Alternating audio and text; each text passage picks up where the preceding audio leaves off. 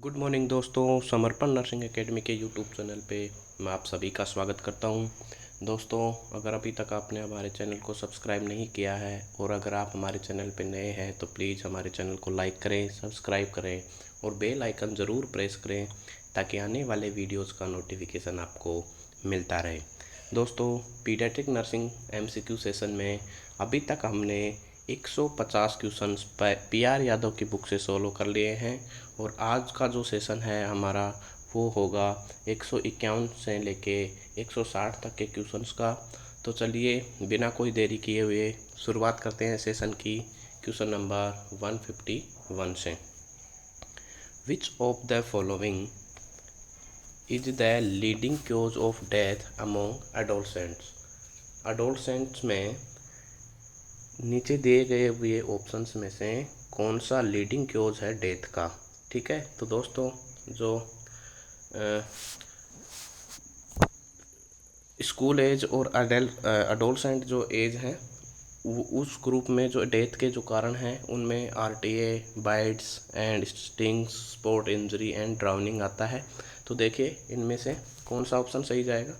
Stress related illness, suicide, communicable disease and accident. तो right answer goes to accident, क्योंकि RTA होने के ज़्यादा चांसेस होते हैं अडोलसेंट्स में और स्कूल एज में। RTA क्या है यहाँ पे, रोड ट्रैफिक एक्सीडेंट। तो एक्सीडेंट जो है वो सही आंसर है, क्योंकि एक्सीडेंट है वो लीडिंग कॉज है अडोलसेंट्स के बीच में डेथ का। तो सही answer goes to answer D. चलिए, popcorn and nuts should not be given to a toddler primarily. किसी भी टोडलर को पॉपकॉर्न और नट्स नहीं देंगे।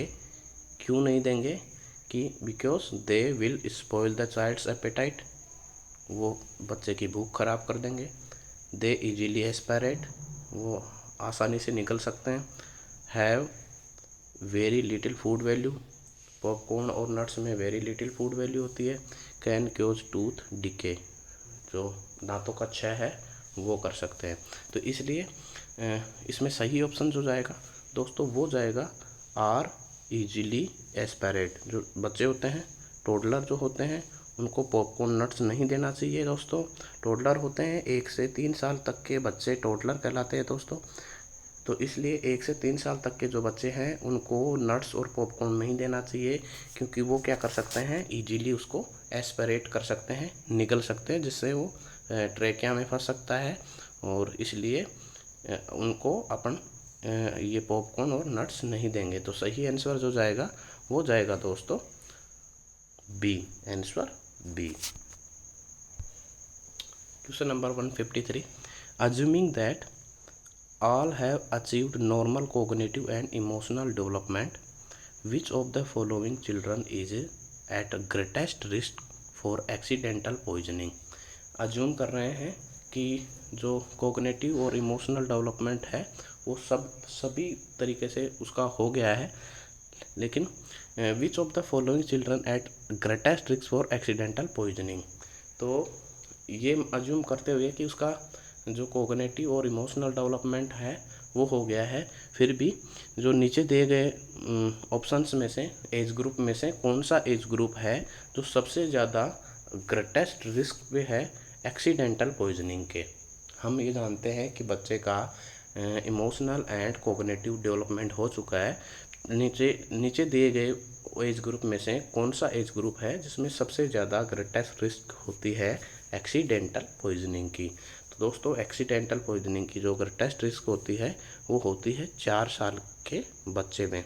4 साल का बच्चा एज अपन ये कह सकते हैं टोडलर में।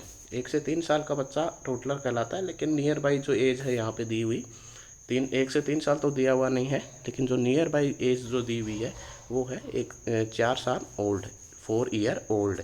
तो ये जो 4 ईयर ओल्ड जो चाइल्ड है वो सबसे ज़्यादा greatest risk for accidental poisoning, accidental poisoning के लिए सबसे ज़्यादा रिस्की होते हैं। तो इसलिए सही answer goes to answer B, answer B. सही आंसर क्या है, आंसर बी। तो ये हो गया आपका question number 153। Question number 154, which among the following represents the most common type of accidents found in case of toddler. toddlers के case में most common type of accident, accidents में भी मोस्ट कॉमन टाइप, एक तो RTA होते हैं, road traffic होते हैं, इनके अलावा भी कुछ एक्सीडेंट्स होते हैं, तो उनमें मोस्ट कॉमन टाइप जो एक्सीडेंट है वो टोडलर के केस में कौन से होते हैं, नीचे दिए गए में से। Toxic injections, drowning, Burns and choking. तो दोस्तों इसमें सबसे ज़्यादा मोस्ट कॉमन होते हैं एक्सीडेंट, वो होते हैं बर्न्स। तो टोडलर में मोस्ट कॉमन एक्सीडेंट जो होते हैं वो होते हैं बर्न। तो सही आंसर है वो होगा सी। ये भोपाल नर्सिंग ऑफिसर जो एग्ज़ाम है एम्स में, वहाँ पे पूछा गया था ये सवाल 2018 में। ठीक है, तो हो सकता है कभी रिपीट हो जाए, लेकिन अपन को ध्यान में रखना है। ठीक है, 154 क्वेश्चन नंबर बर्न्स जो है सी ऑप्शन इसका सही रहेगा। चलिए, to prevent accident when caring for children the nurse should remember to. Accident prevent करने के लिए, to prevent accident when caring the children, childrens की केयर करते हुए एक नर्स को क्या ध्यान में रखना है ताकि एक्सीडेंट ना हो।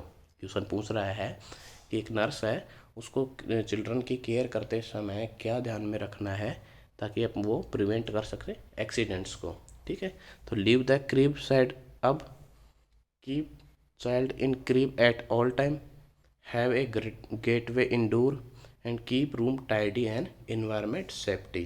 तो दोस्तों ये ऑप्शन सही रहेगा, क्योंकि जो इन्वायरमेंट टाइडी एंड सेफ रखेगी जिससे एक्सीडेंट होने के चांसेस नहीं रहेंगे। ठीक है, क्यों रखेगी, टाई का मतलब है कि फिसल ना जाए बच्चा, इन्वायरमेंटल सेफ का मतलब है कि किसी ऐसे शार्प इंस्ट्रूमेंट ना हो, या किसी टाइप का ऐसे कोई चीज़ ज्वलनशील पदार्थ ना हो, या कोई केमिकल नहीं रखा हो, इसलिए तो वो क्या करेगी नर्स एक्सीडेंट प्रिवेंट करने के लिए कीप रूम टाइडी, साफ सुथरा रखेगी, एंड एनवायरमेंटल सेफ, एनवायरमेंट जो है वो सेफ रखेगी। तो right answer goes to answer D. Question number 156, in following which is not a preventive measure for tetanus neonatorum. Tetanus neonatorum क्या है दोस्तों, न्यूनेट में टिटेनस होना। ठीक है, तो उसमें ऐसी कंडीशन में नीचे दिए गए ऑप्शंस में से क्या प्रिवेंटिव मेजर नहीं है, which in following which is not a preventive measure, नीचे दिए गए हुए ऑप्शंस में से प्रिवेंटिव मेजर नहीं है किसके लिए, टिटेनस नियोनेट्रम के लिए। तो देखेंगे 3 होंगे, 1 नहीं होगा 4 में से। TT vaccination, follow 5 clean rules, TT immunisation during reproductive age and penicillin antibiotic. तो दोस्तों टिटेनस के लिए सारे ऑप्शन सही हैं, लेकिन देखिए यहाँ पे प्रिवेंटिव मेजर के लिए क्या सही नहीं है। प्रिवेंटिव मेजर के लिए पेनिसिलिन एंटीबायोटिक देना ठीक नहीं है, क्योंकि ये ट्रीटमेंट के लिए देते हैं, न कि प्रिवेंशन के लिए देते हैं। दोस्तों ट्रीटमेंट के लिए देते हैं, टिटेनस होने के बाद में देते हैं पेनिसिलिन जी का हाई डोज। इसलिए प्रिवेंटिव मेजर्स की बात करें तो टीटी वैक्सीनेशन है, क्लीन जो 5 क्लीन रूल्स हैं वो अपन आगे बताएंगे, और टीटी इम्यूनाइजेशन है during reproductive as of mother के दौरान टीटी का इम्यूनाइजेशन करवाया जाता है। ठीक है, तो इम्यूनाइजेशन शेड्यूल आप पढ़ोगे उसमें आपको देखने को मिलेगा। और यहाँ पे सही ऑप्शन जो है वो है डी। सही ऑप्शन क्या है यहाँ पे, ऑप्शन डी की पेनिसिलिन एंटीबायोटिक जो है वो प्रिवेंटिव मेजर के रूप में अपन यूज में नहीं लेंगे। ठीक है, चलिए question number 157, 5 clean practices. 5 clean practices याद रखना दोस्तों, बहुत इंपॉर्टेंट टॉपिक है। 5 clean practices under strategies for elimination of neonatal tetanus includes all except, सभी में से एक को छोड़ के 5 क्लीन प्रैक्टिसेस है न्यूनेटल टिटेनस को एलिमिनेट करने के लिए। तो देखिए कौन सी नहीं है इनमें से, clean safe surface of delivery, clean surface of delivery, clean hand of attendant, new blade for cutting the code and clean airway. तो क्लीन एयरवे है दोस्तों, ये ऑप्शन में नहीं है। 5 क्लीन प्रैक्टिसेस में क्लीन एयरवे नहीं आता है। 5 क्लीन प्रैक्टिसेस में क्या नहीं आता है? क्लीन एयरवे नहीं आता है। तो फिर आता क्या है? देखिए दोस्तों, 5 क्लीन प्रैक्टिसेस ध्यान दीजिएगा क्या क्या होते हैं। पहला होता है क्लीन हैंड्स, दूसरा होता है क्लीन डिलीवरी सरफेस, ठीक है। पहला होता है क्लीन हैंड्स, दूसरा होता है पहला होता है क्लीन हैंड्स, दूसरा होता है क्लीन डिलीवरी सरफेस, तीसरा जो होता है वो होता है क्लीन कोड केयर, ठीक है, CCC clean cord care. And जो चौथा जो होता है वो होता है clean blade for cutting the code, clean blade for cutting the code. And जो 5 होता है वो है clean cord tie, clean cord tie. तो ये 5 क्लीन प्रैक्टिसेस है जो नियोनेटल टिटनेस से अपन बच सकते हैं, एलिमिनेट कर सकते हैं। कौन कौन सा है दोबारा देखिए ज़रा, 1 मिनट लगेगा, रिपीट कीजिए। Clean hands, clean delivery surface, clean cord care and clean blade और क्लीन कोड टाई। ये हैं 5 clean practices to eliminate neonatal जो टिटेनस है उसको एलिमिनेट करने के लिए 5 क्लीन टेक्निक्स हैं, प्रैक्टिसेस हैं, 5 क्लीन प्रैक्टिसेस। जैसे 5 हैंड मूवमेंट्स होते हैं हैंड वॉशिंग के टाइम। हैंड वॉशिंग के लिए 5 जो WHO ने जो रिकमेंडेड किए हैं 5 क्लीन प्रैक्टिसेस या क्लीन मूवमेंट्स हैंड हाइजीन के लिए, वैसे ही 5 क्लीन प्रैक्टिसेस हैं नियोनेटल टिटनेस से बचने के लिए या एलिमिनेट करने के लिए, ठीक है। तो इसमें जो राइट आंसर है वो आंसर है डी, और ये 5 क्लीन टेक्निक्स हैं, ये प्रैक्टिसेस है। Which of the following is not A manifestation of neonatal tetanus? नीचे दिए गए में से कौन सा मैनिफेस्टेशन नहीं है? Not a manifestation of neonatal tetanus. अगर नियोनेट के टिटनेस हो गया तो नीचे दिए गए ऑप्शंस में से कौन सा मैनिफेस्टेशन नहीं है या साइन सिम्टम नहीं है, ठीक है। तो देखते हैं, hypotonia, irritability, facial grimacing, difficulty in feeding. तो दोस्तों जो टिटेनस जो होता है उसमें हाइपोटोनिया नहीं होता है, उसमें होता है हाइपरटोनिया। उसमें क्या होता है? हाइपरटोनिया। तो यहाँ पे ही पकड़ में आ गया, पहला ही ऑप्शन पकड़ में आ गया कि ये ऑप्शन नहीं है, हाइपोटोनिया नहीं होता है, टिटनेस में हाइपरटोनिया होता है, ठीक है। बाकी सारे सिम्टम्स होते हैं लेकिन हाइपोटोनिया नहीं होता है, इसकी बजाय हाइपरटोनिया होता है, इसलिए ये ऑप्शन में नहीं है हाइपरटोनिया, इसलिए ए आंसर सही जाएगा, इसलिए आंसर ए, ठीक है। चलिए, which of the nurse's action is not recommended while caring for a newborn of HIV positive mother? एक HIV पॉजिटिव मदर है और उसकी न्यूबॉर्न की केयर करने में नीचे दिए गए ऑप्शंस में से क्या रिकमेंडेड नहीं है? नर्सेस का ऑप्शन क्या रिकमेंडेड नहीं है नीचे दिए गए ऑप्शंस में से? तो देखिए, पहला ऑप्शन है wiping off secretion from nose and eye separately. Recommended क्या नहीं है, ठीक है दोस्तों?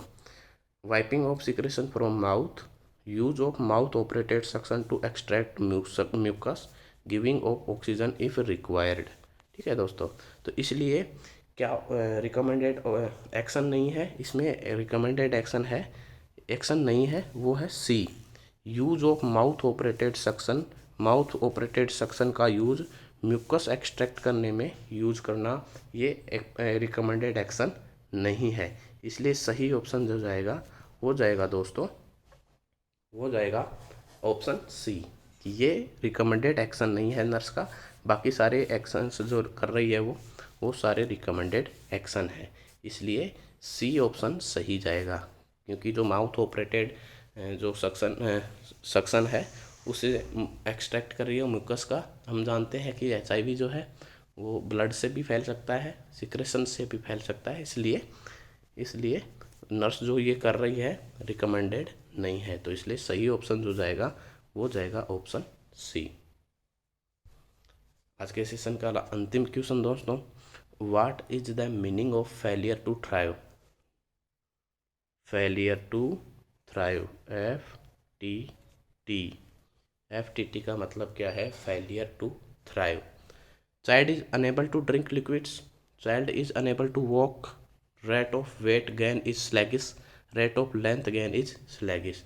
तो फेलियर टू थ्राइव का मतलब क्या होता है दोस्तों? ऐसी कंडीशन है जिसमें इन्फेंट और चिल्ड्रन है न केवल वेट गेन करने में फेल होता है बल्कि इसको लॉस भी करता है।